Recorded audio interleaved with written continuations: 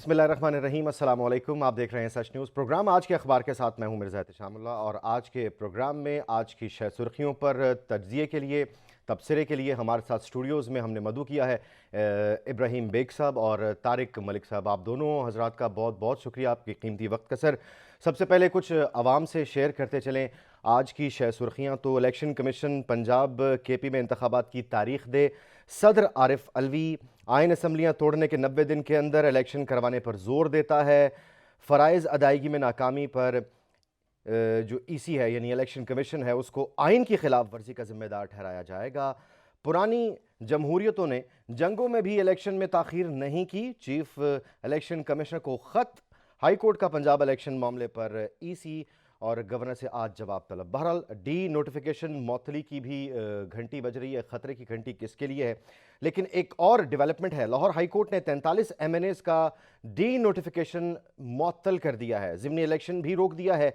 EC समेत फरीक़ैन को notice जारी कर दिए गए। मेंबरान कौमी असम्बली ने इस्तीफ़े मंजूर होने से कबल ही वापस ले लिए थे, जिसके बाद स्पीकर के पास इख्तियार नहीं। सियासी इंतकाम का निशाना बनाने के लिए इस्तीफ़े मंजूर किए जो खिलाफ कानून और बदनीयती पर मबनी है। वकील अली ज़फ़र ने ऐसा इस्तफ़सार किया, बयान दिया। बताएं किन कानूनी तकाज़ों को पूरा नहीं किया गया? अदालत ने पूछा। स्पीकर ने इस्तीफ़े मंजूरी से कबल आइन के तहत इंक्वायरी नहीं की। अरकान को सुने बगैर इस्तीफ़े मंजूर नहीं कर सकता। वकील PTI अरकान का मौक़िफ़, PTI ने अपना मौक़िफ़ दे दिया है। बहरहाल जनाब, मुश्तरका इजलास पार्लियामेंट का जिसमें कश्मीर से इज़हार यकजहती की करारदाद मंजूर, PTI ने किया बायकॉट, हाजिर नहीं हुई।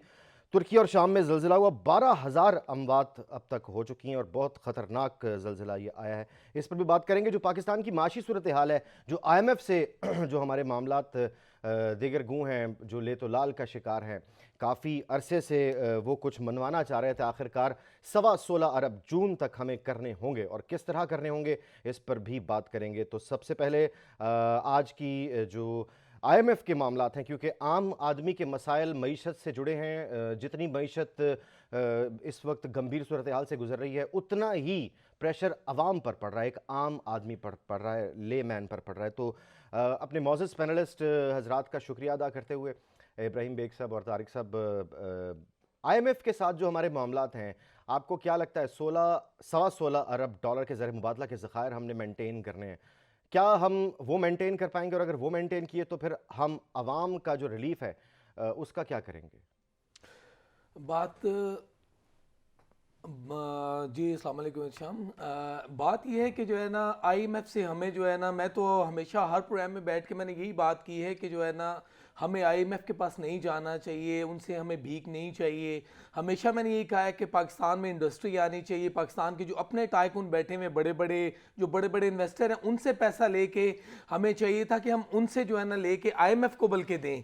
वो वैसा नहीं कर रहे और ना ही वो करना चाहते हैं, इसलिए हमारी मजबूरी बन गई इस वक्त के जो है ना, अगर हम IMF के पास नहीं जाते तो जैसे मेरी इन्फॉर्मेशन है कि जो है ना UAE ने भी कहा है, सऊदीया वालों ने कहा है और हमारे एक दो जो है ना और कंट्री से जिनसे हमने लोन हमें दिए थे या देने जा रहे थे, वो उन्होंने भी वो लोन देने से इनकार कर दिया कि अगर आपकी जो है ना सेटलमेंट IMF के साथ नहीं होती तो वो आपको जो है ना किसी तरह से हेल्प आउट नहीं कर सकते। इसलिए हमारी मजबूरी है इस वक्त।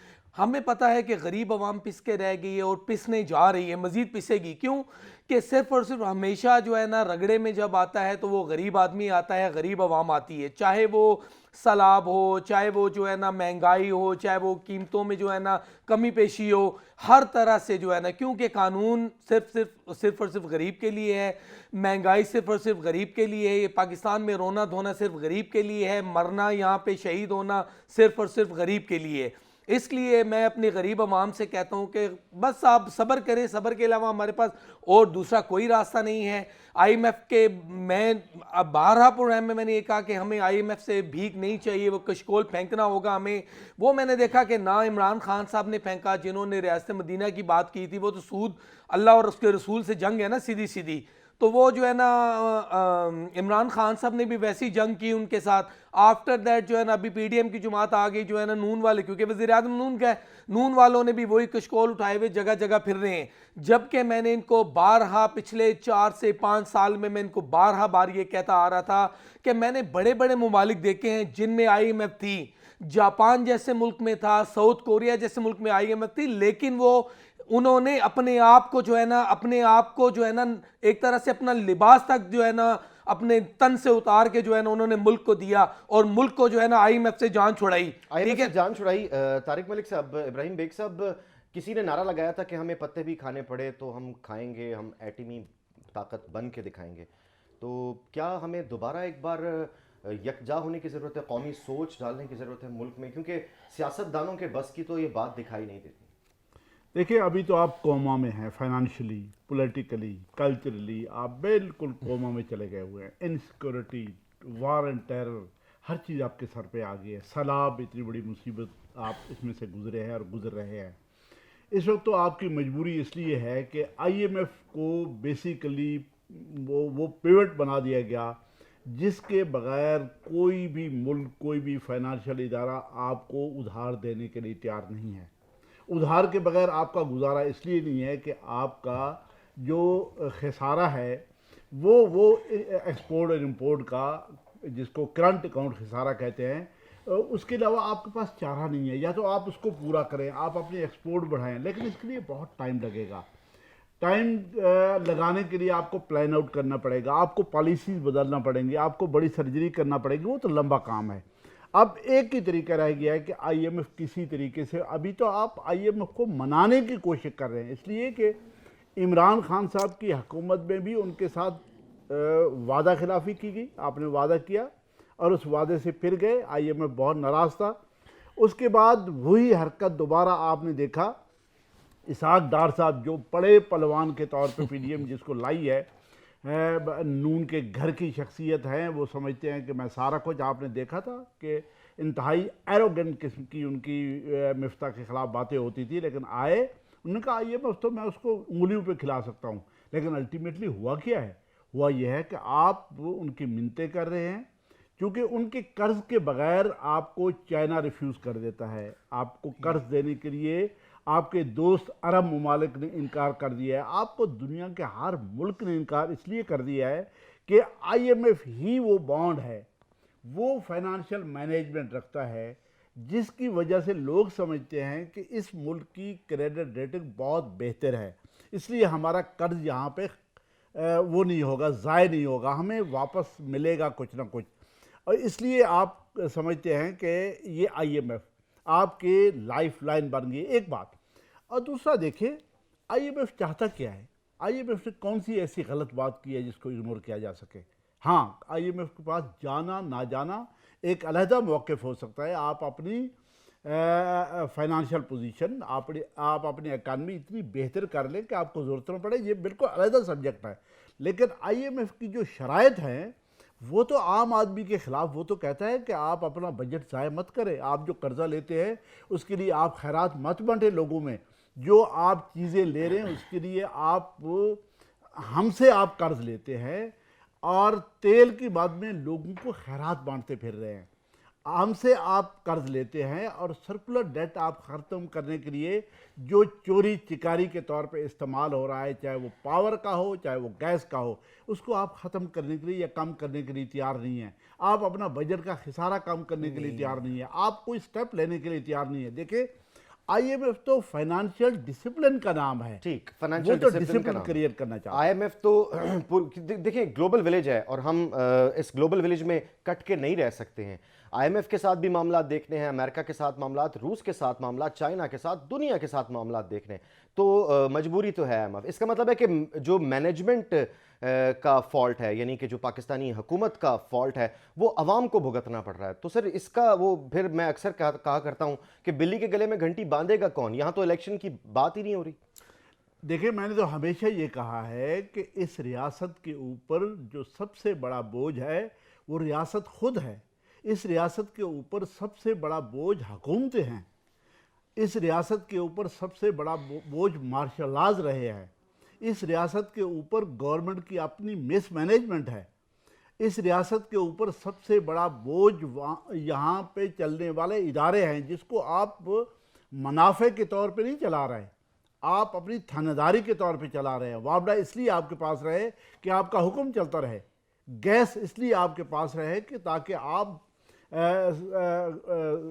بادشاہ سلامت کے طور پہ حکم چلاتے رہیں. آپ کا حکم چاہے وہ تباہ ہو چاہے برباد ہو, چاہے اس کا جو بھی وہ ہو، لیکن آپ کی حکمرانی برقرار رہنی چاہیے۔ اس طریقے سے دنیا کے نہ کوئی ادارے چل رہے ہیں، نہ دنیا کی کوئی حکومتیں چل رہی ہیں، نہ دنیا کی کوئی ریاستیں چل رہی ہیں۔ اس وقت تو آپ کی حالت یہ ہے کہ امریکہ بادشاہ چاہے گا تو آئی ایم ایف آپ کو قرض دے گا، آئی ایم ایف آپ کو قرض دے گا تو آپ کو اپنے دوست ممالک قرض دیں گے۔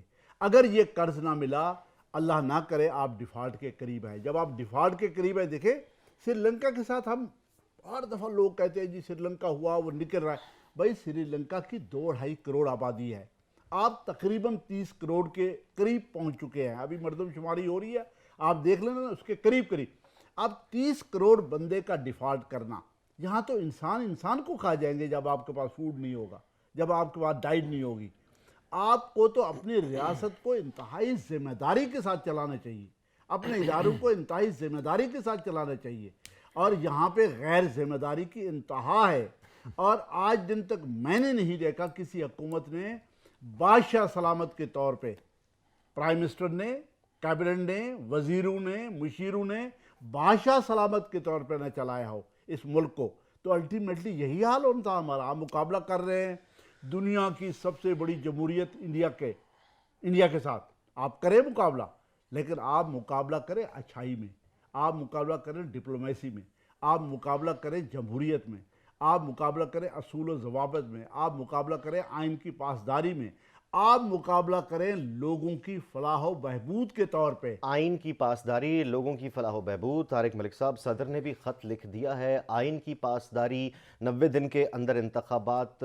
شتر بے مہار کی طرح ہر شخص جو ہے سرکاری وہ اپنی مرضی کیے جا رہا ہے۔ پاکستان کا کیا مستقبل دیکھتے ہیں؟ سر بات یہ ہے کہ پاکستان کا مستقبل آج سے جو 70 سال پہلے تھا وہی ہو رہا ہے اور وہی ہونا ہے۔ اس کی وجہ یہ ہے کہ آج دیکھیں نا، یہ جس طرح سے آپ نے دیکھا 43 ارکان کے جو ہے نا استعفے واپس کر دیے گئے، ایسا ہی الیکشن نہ تو 90 ڈیز میں ہونے، ہر بندے نے آ کے اپنی جو ہے نا ٹانگ اڑانی ہے، چاہے وہ ہمارے پریزیڈنٹ ہیں، چاہے وہ ہمارے وزیر اعظم صاحب ہیں، چاہے وہ ہمارے اپوزیشن لیڈر ہیں۔ انہوں نے کرنا کچھ ہے نہیں یار۔ مجھے یہ بتائیں نا، 70 سالوں میں آپ نے بیڑا غرق کر دیا پاکستان کا۔ آج پاکستان کی اکانومی کو آپ نے زیرو سے بھی نیچے لے کے چلیں گے، مائنس میں چلی گئی ہے۔ اس چیز کو بھی چھوڑ دیتے ہیں ہم یار۔ آپ لوگ اگر ایک بندہ بھی تو لائل نہیں ہے۔ کیا عمران خان ریاست مدینہ کی بات کرتے وہ لائل ہوتے تو آج پاکستان کا یہ حال ہوتا؟ 3.5 سال میں انہوں نے بیڑا غرق کیا، آفٹر دیٹ نون والے آگے، نون والوں نے آگے پاکستان کا بیڑا غرق کر دیا۔ آپ مجھے بتائیں نا، عوام کا کیا قصور ہے، پاکستان کا کیا قصور ہے؟ پھر ہم کرٹیسائز کرتے ہیں آرمی کو، آرمی والوں نے یہ کر دیا، آرمی والوں نے کچھ نہیں کیا۔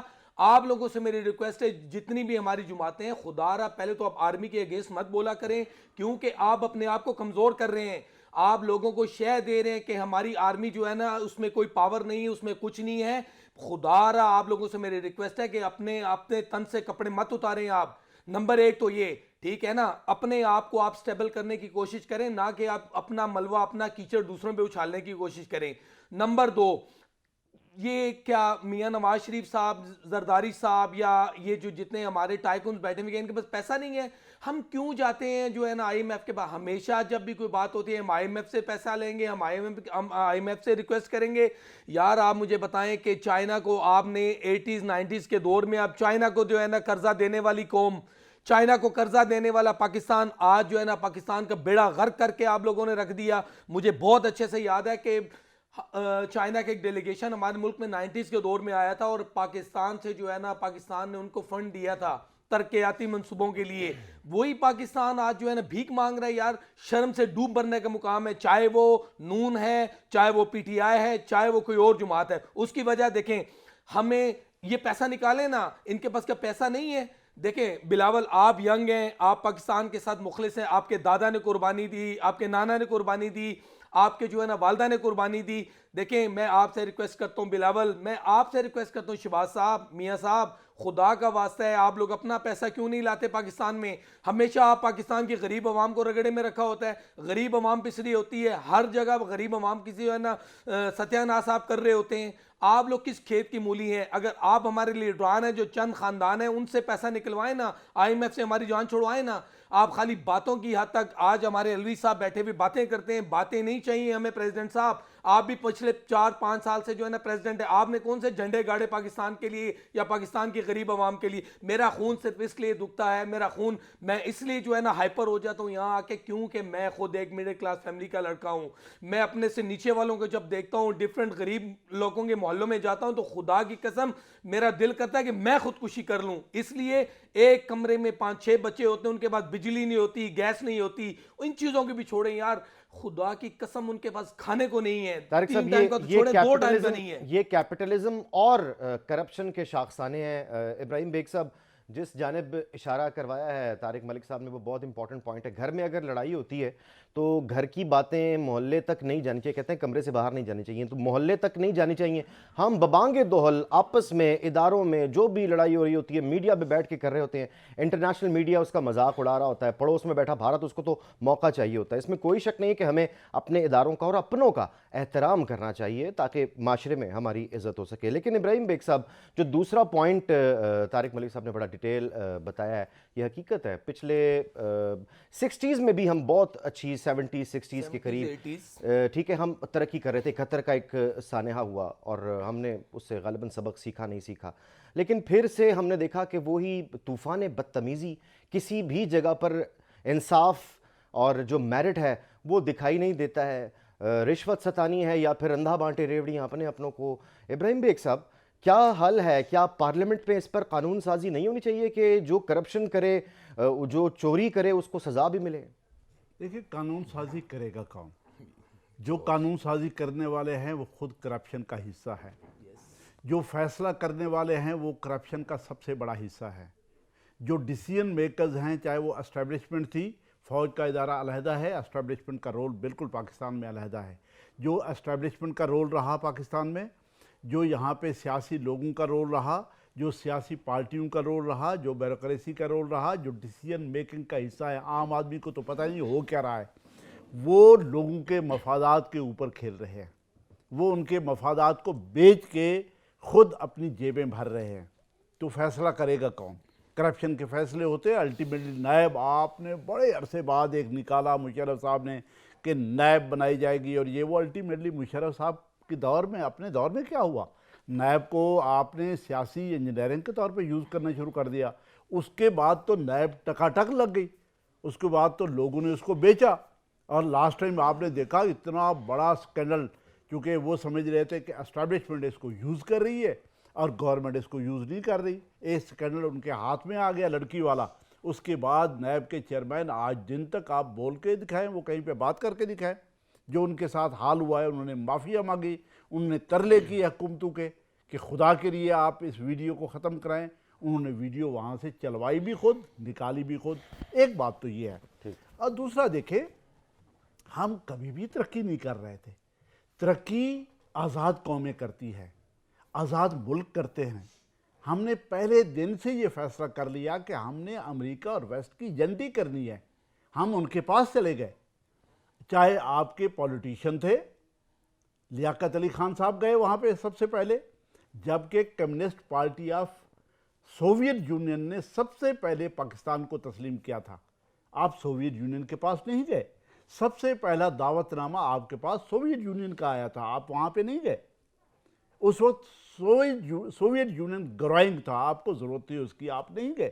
آپ کا ہمسایہ سوویت یونین تھا, آپ نہیں گئے. لیکن سر اس کی وجہ ہے نا, جہاں سے آپ کے ڈانڈے جڑتے ہیں, ڈانڈے ملتے ہیں, پھر آپ اسی طرف جاتے ہیں. یہی ہوا نا. یہ دیکھیں نا, ڈانڈے تو ان لوگوں کے ذاتی طور پہ جڑ رہے تھے, لوگوں کے مفادات بالکل علیحدہ تھے. میں آپ کو بتاؤں, آپ نے امریکہ کی ایجنٹی کی, امریکہ نے یہاں پہ سسٹم کو ڈی ریل کیا, یہاں پہ مارشل لاز لگوائے, چاہے وہ ایوب خان کا مارشل لا ہو, چاہے وہ ضیاء الحق کا بدترین مارشل لا ہو, چاہے مشرف صاحب کا 2 نمبر مارشل لا ہو, جس کے ساتھ جو لوگوں کے ساتھ بھی 2 نمبری ہوئی. میں لاسٹ ٹائم بھی اپنے پروگرام میں کہا, آخری مارشل لا ابھی تک سو فار مشرف صاحب کا تھا. اگر مشرف صاحب اس وار اینڈ ٹیرر میں 2 نمبری نہ کرتے, لوگوں کو رعایت نہ دیتے, امریکہ جس طریقے سے آپ سے ایکسپیکٹ کر رہا تھا, آپ یہاں پہ ٹیرر ختم کر سکتے تھے, ٹیرر یہاں سے ڈیلیٹ ہو سکتا تھا. آپ نے نہیں کیا. دیکھیں, ہم کبھی بھی, ہمارے حکمران اپنے لوگوں کے ساتھ, اپنی ریاست کے ساتھ مخلص نہیں تھے، اپنی ذات کے ساتھ مخلص تھے۔ آپ کبھی بھی دیکھیں مارشل لاز دنیا میں کہیں پہ بھی کسی ترقی کا ضامن نہیں ہے، آپ کہیں پہ بھی آپ دیکھ لیں، آپ آئین آپ کا ضامن ہے۔ بیسیکلی ترقی کا ضامن جمہوریت آئین جو کہ آپ کی ہولی بک ہے۔ ترقی کی ضامن ہے اصلاحات، ہم ریفارمز کی بات کر رہے تھے، ماضی گزر گیا، آج کے دور میں ہمیں موجودہ حالات حاضرہ سے کس طرح سے ڈیل کرنا ہے اس کے لیے اصلاحات کی ضرورت ہے، لیکن جب تک یہ اکٹھے ہو کر بیٹھیں گے نہیں، کسی ایک پلیٹ فارم پر نہیں آئیں گے، اور خاص طور پر وہ لوگ جس کو عوام چن کر لے کر آئے، تو جنرل الیکشن کی طرف بات جا رہی ہے۔ اب باقاعدہ صدر نے بھی خط لکھ دیا۔ ابراہیم بیگ صاحب، کیا ہوتا دکھائی دے رہا ہے آپ کو؟ 90 دن کے اندر انتخابات ہو جائیں گے، اعلان ہونے جا رہا ہے؟ دیکھیں اس میں اب صدر صاحب نے بھی الٹیمیٹلی خط لکھ دیا، یہ وہی صدر صاحب ہیں جنہوں نے عمران خان صاحب کی غیر آئینی بات مان کے پاکستان میں الیکشن اور اسمبلیاں اور ہر چیز ان کا ساتھ دیا تھا۔ آج انہوں نے ایک بڑا خط لکھ دیا، اچھا کیا اپنا انہوں نے فرض نبھایا، چونکہ عمران خان صاحب کے ساتھ ان کے تعلقات خاصے ٹینشن کا شکار ہیں آج کل۔ وہ سمجھتے ہیں عمران خان صاحب کہ وہ اسٹیبلشمنٹ کے تھرو اس کو تھرو کرا سکتے ہیں، لیکن الوی صاحب نہیں کرا پا رہے، انہوں نے لیٹر لکھ دیا۔ اب دیکھیں الیکشن کے بارے میں دو نقطہ نظر ہیں، آپ اپنے ناظرین کو آج بتا دیں، میں نے کئی دفعہ یہاں پہ بات کی ہے۔ ایک نقطہ نظر تو 100% وہی ہے جو پی ٹی آئی صدر پاکستان کر رہا ہے کہ 90 کے دن کے اندر الیکشن ہونے چاہیے، یہ آئین کی منشا ہے، آئین یہی چاہتا ہے جب بھی اسمبلی ٹوٹے۔ ایک سائیڈ یہ ہے جو بظاہر بہت اچھی بڑی خوبصورت لگتی ہے۔ اب ہم دوسری سائیڈ دیکھ لیتے ہیں، دوسری سائیڈ یہ ہے کیا آپ نے اسمبلیاں توڑی، کن حالات میں آپ نے، آئین چاہتا کیا ہے آپ سے؟ آئین چاہتا کیا ہے یہ ہم بات کریں گے ابراہیم بیگ صاحب، لیکن اس چھوٹے سے بریک کے بعد ساتھ رہیے۔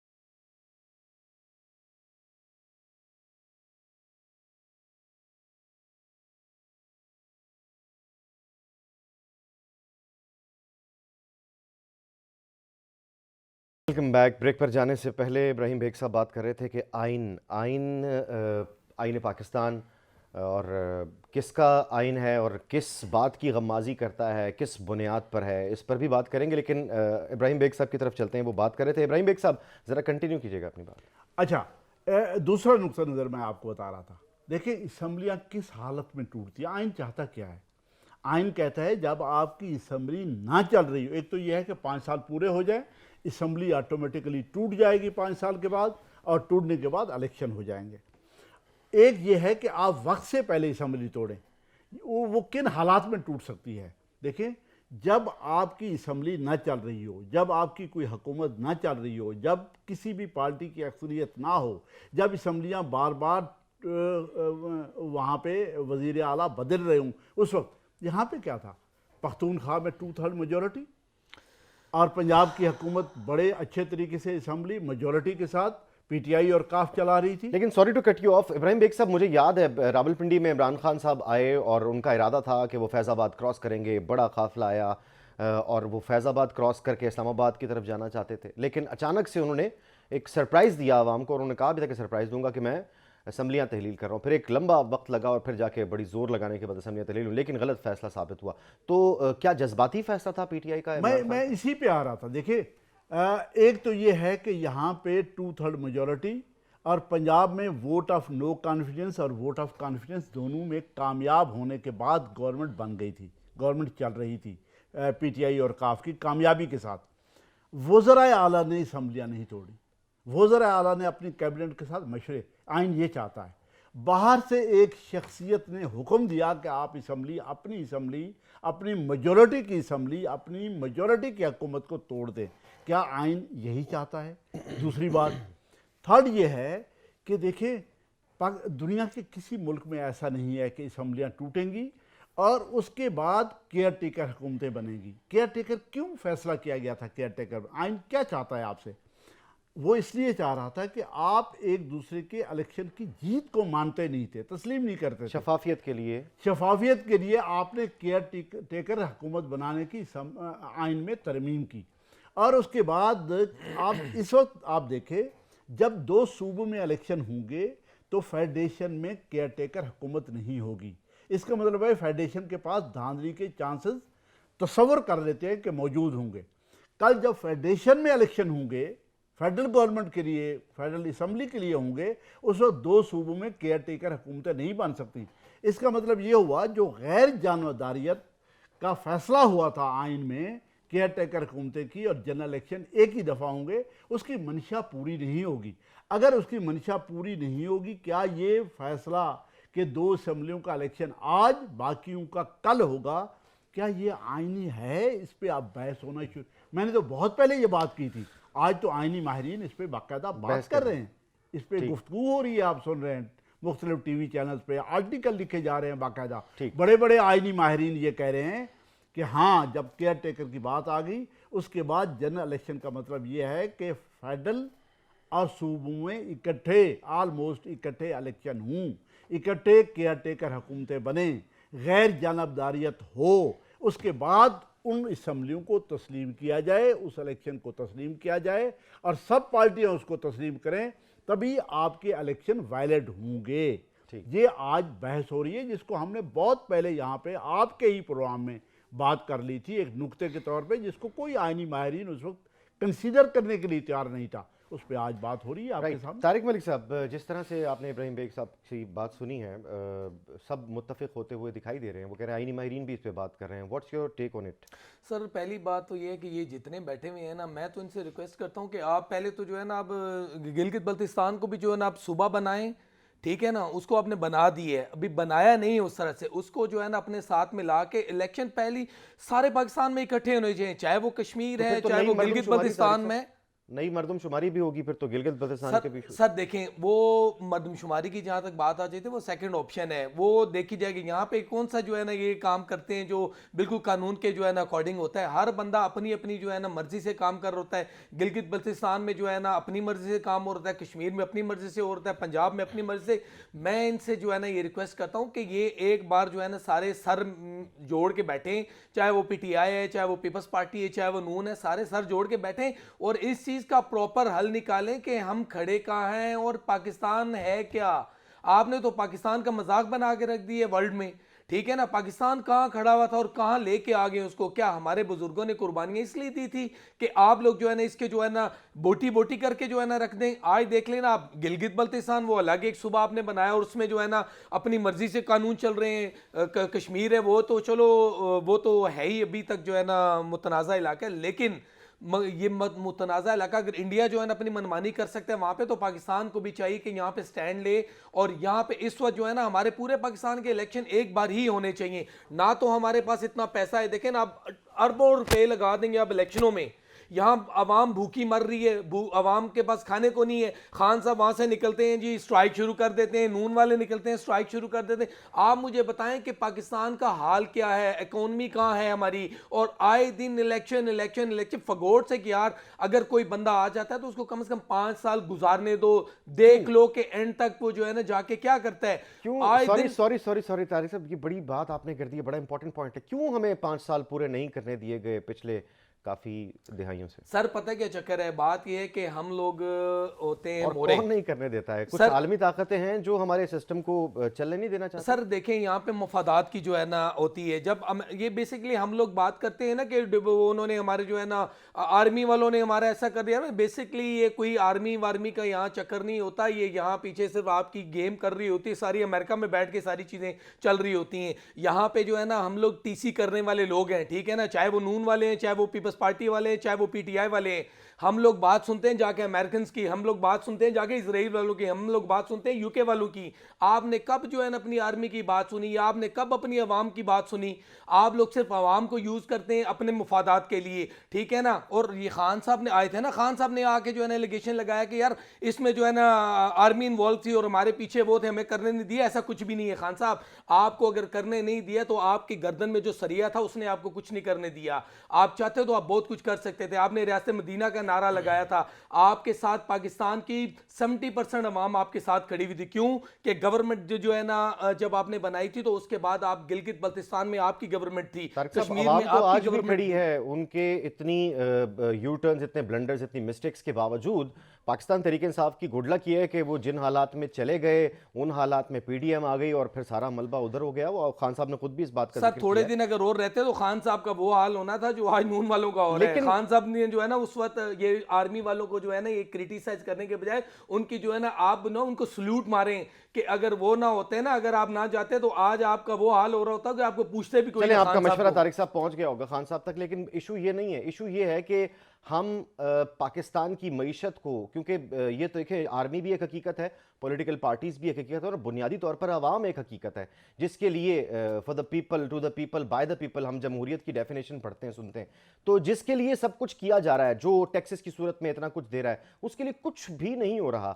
تو اگر آپس میں ہی یہ سیاسی رساکشی جاری رہے گی اور بندر بانٹ ہوتی رہے گی تو عوام کا کیا بنے گا؟ اس میکینزم کے لیے ہم نے دنیا کی طرف دیکھا, ہم نے بات کی برٹن کی, ہم نے امریکہ کی بات کی جنہوں نے جلدی ترقی کی, ملیشیا کی بات کر لیں یا پھر کوریا دیکھ لیں, جاپان کی بات کر لیں, تو ہم نے یہ تو دیکھ لیا کہ انہوں نے ترقی کی. انہوں نے کیسے ترقی کی طارق صاحب؟ وہ قوم تھی نا جی, ہم قوم نہیں ہیں, ہمیں قوم بننے ہی نہیں دیا جا رہا. کیونکہ دیکھیں جب ہم بات کرتے ہیں نبی پاک صلی اللہ علیہ وآلہ وسلم کی, ان کے امتی ہیں ہم, تو ہم سارے بھائی بھائی ہو گئے. جب ایک بھائی کبھی بھی دوسرے بھائی کو مشکل میں نہیں دیکھ سکتا, ایک بھائی کبھی بھی اپنے بھائی کا خون نکلتے ہوئے نہیں دیکھ سکتا, ایک بھائی کبھی بھی اپنے بھائی کو جو ہے نا بھوکا مرتے ہوئے نہیں دیکھ سکتا. آج ہم کیا کر رہے ہیں, یہاں پہ نواز شریف برادران ہے جو ہے نا اربوں خربوں ڈالر ان کے پاس ہیں, انجوائے کر رہے ہیں, اپنی زمینیں جائیدادیں باہر انہوں نے خریدی ہوئی ہیں. اسی طرح پی ٹی آئی کے میں دیکھ لینا, اس وقت تو پی ٹی آئی کے تھے نا جہانگیر ترین صاحب اور جو ہے نا کیا نام ہے علیم خان صاحب, یہ سارے پی ٹی آئی کے لوگ تھے. اس وقت جو ہے نا کہاں تھے خان صاحب؟ آپ خان صاحب خود کہتے تھے نا کہ پرویز الہی پنجاب کا سب سے بڑا ڈاکو ہے. شیدر ٹلی کو تو میں جو ہے نا شیدر ٹلی لے کے مخاطب کرتے ہوتے تھے شیخ رشید صاحب کو جو ہے نا عمران خان صاحب, اور آج وہ بڑی بڑی قربانیاں دے رہے ہیں ان کے لیے. لیکن یہ تو سیاست ہے یہاں پاکستان کی سیاست جسے کہتے ہیں, معذرت کے ساتھ طارق صاحب, یہ پاکستان کی, this is not the definition of politics. لیکن پاکستان کی پولیٹکس کی یہ ڈیفینیشن ہے کہ جناب یہاں پر یو ٹرن لیا جا سکتا ہے, دروازے بند نہیں ہوتے, آج کے دوست کل کے دشمن, کل کے دشمن آج کے دوست ہوتے ہیں, تو ٹھیک ہے.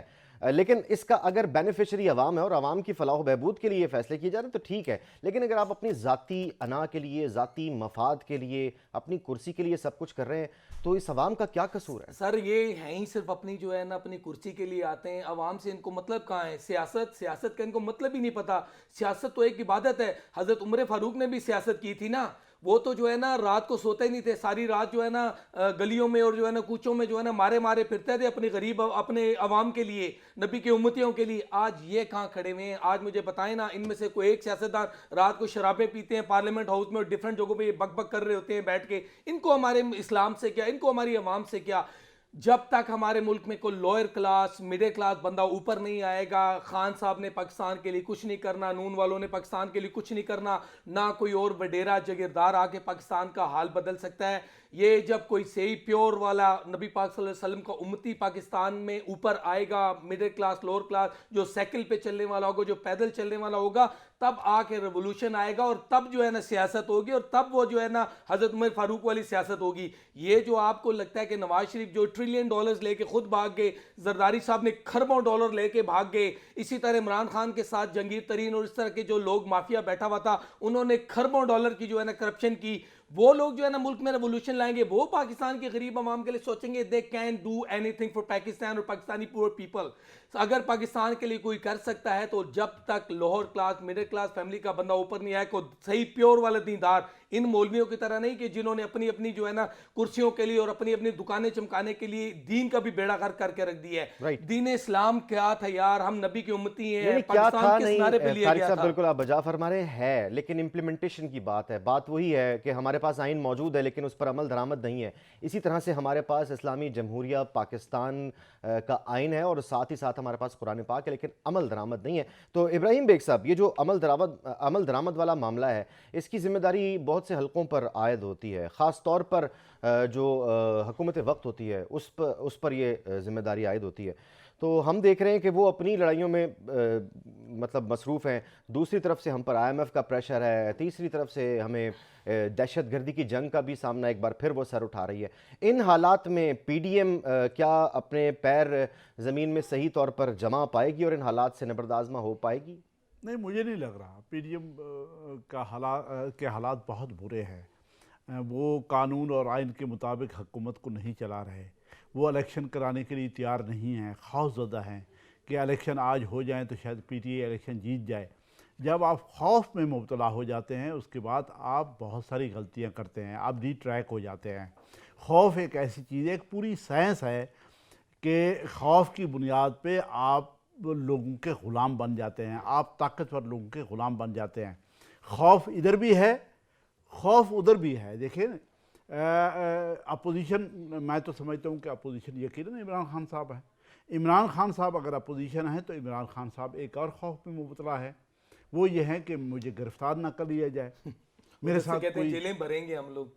جبکہ گرفتاری جو ہے وہ قانونی اور آئینی ہوتی ہے۔ دیکھیں گرفتاری کب ہوتی ہے؟ گرفتاری تب ہوتی ہے جب آپ کے خلاف کیس ہو۔ آپ کیا کریں؟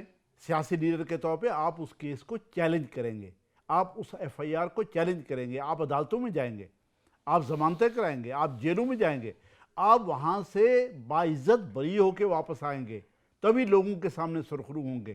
ان کے اندر بھی ایک خوف ہے، حکومت کے اندر بھی ایک خوف ہے۔ اور دوسرا دیکھیں ویسٹ ورلڈ ہم جس کو کہتے ہیں، جن نے بڑی ترقی کی ہے، یقیناً بہت ترقی کی ہے، دو فیکٹرز ہیں یہاں پہ کافی دفعہ بات ہوئی ہے، آنیسٹ اور ایفیشینٹ مینجمنٹ۔ یہ دو فیکٹرز ہیں کہ ایماندار ہونا چاہیے اور قابل ہونا چاہیے۔ میں جب یہ سمجھتا ہوں، ابھی آپ نیوزی لینڈ کی وزیر اعظم کا دیکھ لیں، اس نے کہا مزید میں سرو نہیں کر رہی اپنی قوم کو، مجھ سے بہتر یہ شخص آپ ہیں، ان کو کہا ہے باقاعدہ کہ آپ مجھ سے بہتر سرو کر سکتے ہیں اپنی قوم کو، اس لیے آپ کو آگے آنا چاہیے۔ وہ پیچھے چلی گئی ہے۔ اس کو ایمانداری بولتے ہیں۔ ایفیشینٹ بھی ہے، ایماندار بھی ہے۔ جب تک یہاں پہ ان دونوں چیزوں کی کمی ہے، نہ ہم ایماندار ہیں نہ ہم قابل ہیں، میں ہر حال میں چاہے میرا کام ہے چاہے نہیں ہے، میں اس کو اچھے طریقے سے کر سکتا ہوں یا نہیں کر سکتا۔ اقتدار میرے پاس ہونا چاہیے۔ اقتدار کو سروس کے طور پہ نہیں لیا گیا، نہ سروس کے طور پہ بنایا گیا ہے، بزنس کے طور پہ ضرور لیا گیا۔ طارق ملک صاحب کیا کہیں گے؟ سر جی دیکھیں کہ اب یہ بات کر رہے ہیں الیکشنز کی، ٹھیک ہے نا، تو اب میں تو کہتا ہوں پی ڈی ایم کو ابھی دیکھیں نا، آپ آئی ایم ایف سے پیسہ لینے جا رہے ہیں، ابھی آپ اگر آئی ایم ایف سے پیسہ لے لیتے ہیں ایگزامپلی، آپ الیکشن کرا لیتے ہیں، کہتے ہیں نا خان صاحب الیکشن کرو، الیکشن اس وقت کسی چیز کا حل نہیں ہے۔ اس وقت ہمارے ملک کا اگر جو مہنگائی، سب سے مین چیز ہے، ہمیں اس وقت جو ہے اکانومی اپنی کو جو ہے نا دوبارہ سے بوسٹ کرنا ہوگا۔ ہمیں اکانومی کے لیے خان صاحب اس وقت آپ کوئی 4-5 مہینے کا جو ٹائم پیریڈ ہے یہ پی ڈی ایم کو دیں، ان کے ساتھ بیٹھیں۔ لائل ہے نا، ابھی نیوزی لینڈ کی بات کی بھائی میرے نے، تو میں جب بات کرتا ہوں، ہم تو یار نیوزی لینڈ والے تو یار کرسچن اور اس طرح کے لوگ ہیں، ہم تو نبی کی امتی ہیں۔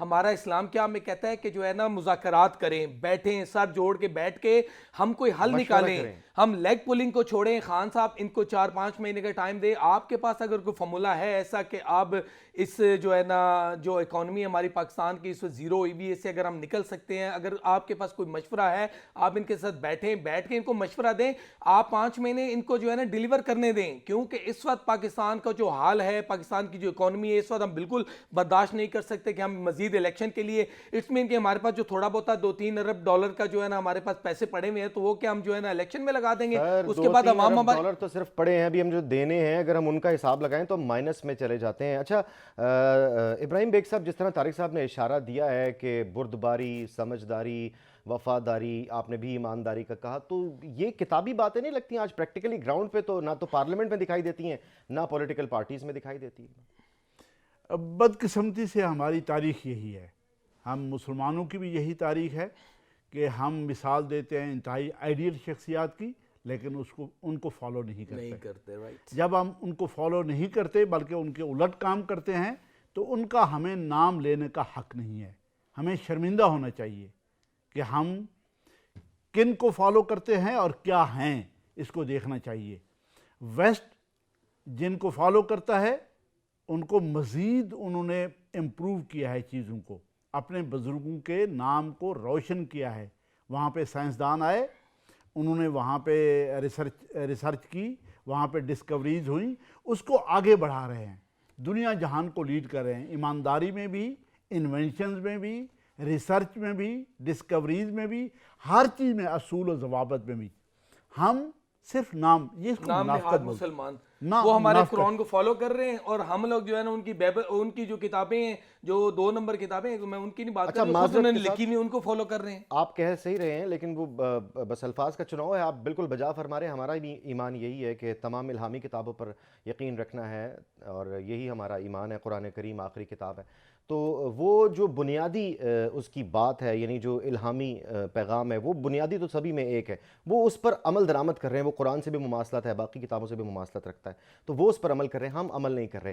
ابراہیم بیگ صاحب، طارق صاحب نے جس طرف نشاندہی کروائی ہے، یہ ذمہ داری کس کی ہے؟ میں نے بھی یہ سوال اٹھایا تھا، کیا یہ حکومت کی ذمہ داری ہے یا پھر جیسے کہ عام سی ایک ہم نے بات اکثر سنی ہے، اللہ تعالیٰ کا فرمان ہے کہ جیسی قوم ویسے حکمران. تو قوم کو نہیں بدلنے کی ضرورت، اپنی سوچ، تہذیب اور اپنا ادب اور اپنا علم؟ اچھا، اس پہ ہم آتے ہیں. پہلے جو ملک صاحب نے بات کی، آپ نے بھی کی، الہامی کتابیں اور یقیناً ہولی بکس، اور اس کے بعد دیکھیں ہم اپنا مذہب دیکھ لیتے ہیں. 2 پلرز پہ کھڑا ہے، 2 پلرز پہ اس نے سٹارٹ لیا تھا. اس اعلیٰ مذہب نے 2 پلرز پہ. سب سے پہلے وحی آتی ہے اور آپ کو حکم ملتا ہے کہ پڑھ، یعنی علم، تعلیم ٹاپ آف دا لائن ہمارے لیے جو فرض کی گئی ہے. ہمارے نبی کو جو رب کی طرف سے ڈائریکشن ملی، پڑھ، یعنی تعلیم کو فرسٹ آف آل اڈاپٹ کر لو. اور سیکنڈ، آپ پہاڑی پہ جا کے لوگوں کو اکٹھا کرتے ہیں، لوگوں سے پوچھتے ہیں میرا کریکٹر کیسا ہے، میرا کنڈکٹ کیسا ہے. لوگ کہتے ہیں اعلیٰ ترین کنڈکٹ ہے، آپ نے کبھی جھوٹ نہیں بولا، آپ امین ہیں. آپ نے فرمایا پھر جو آج میں بات کرنے لگا ہوں اس کو بھی اتنا ہی سچا سمجھنا جتنا اس سے پہلے مجھے سچا سمجھتے ہو. اس کا مطلب یہ ہوا کہ کنڈکٹ اور کریکٹر 2 چیزیں کے بنیاد ہماری ہے. ہم دونوں کے خلاف ہے. ہمارے ہاں ہم تعلیم کے بھی خلاف ہے اور کنڈکٹ اور کریکٹر تو ہمارا رہا ہی نہیں، اس لیے ہم زوال پذیر ہے. ایک بات تو یہ ہو گئی. دوسرا، آپ نے بات کی لوگوں کی ذمہ داری کی. دیکھیں یہاں پہ لوگوں کا تو رول ہی کبھی نہیں رہا.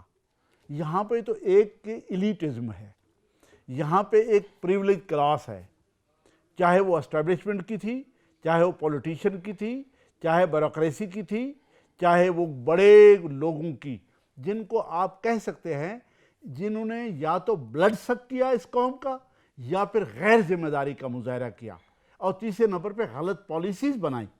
یہ تینوں چیزیں غلط تھیں. آپ مجھے بتائیں کہ 2 ایسے تاریخ میں بلنڈر ہوئے، اس سے پہلے بھی ہم نے ذکر کیا. اگر ہمارے پالیسی میکرز بہت اچھے ہوتے، لوگوں کی فلاح کا سوچتے، اس ملک کی فلاح کا سوچتے. ایک تو یہ ہے، کیا ہم سوویت یونین کو ختم کرنا ہمارے حق میں تھا؟ ہم نے سوویت یونین کو ختم کیا ہے. امریکہ بادشاہ کو یونی پولر ورلڈ کے طور پہ ہم لانے والے ہیں. اس کے بعد آپ کا حشر نشر کیا ہوا؟ آپ یہ دیکھیں، آپ نے دنیا کا ایک پاور کا انٹرنیشنل بیلنس ختم کیا ہے. کیا یہ ہمارے حق میں تھا؟